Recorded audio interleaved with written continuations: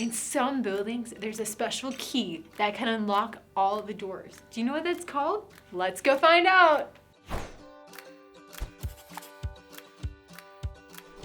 Have you ever heard of something called a master key? It's a special key that can unlock all the doors in a certain building. So like a hotel, each person who stays at the hotel has their own key and it can only unlock their door.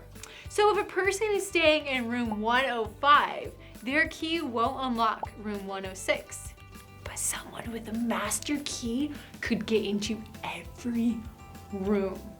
So people like the manager and the housekeeper, they would have a master key so that instead of carrying all the hundreds and hundreds of keys that they need for all the doors in the building, they just have one they have to carry around. Okay, that's cool, but what does it have to do with you? Well, if you have become God's child, it's like Jesus has a master key in your life. 1 Corinthians 6:19 says, "Or do you not know that your body is a temple of the Holy Spirit who is in you, whom you have from God, and you are not your own?" Imagine your life is like a house. Your friends would be in one room, the movies you watch would be in another room, the music you listen to would be in another room, and so on. If Jesus has master key, he has access into every room.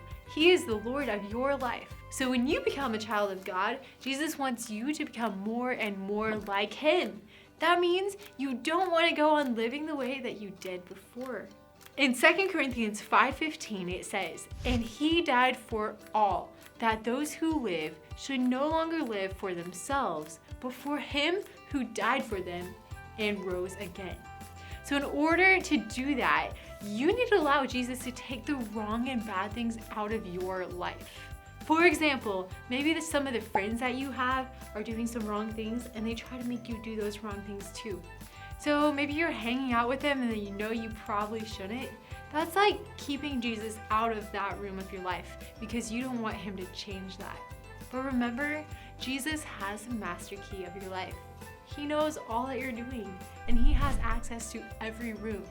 So if you're God's child, then Jesus is the Lord of every part of your life.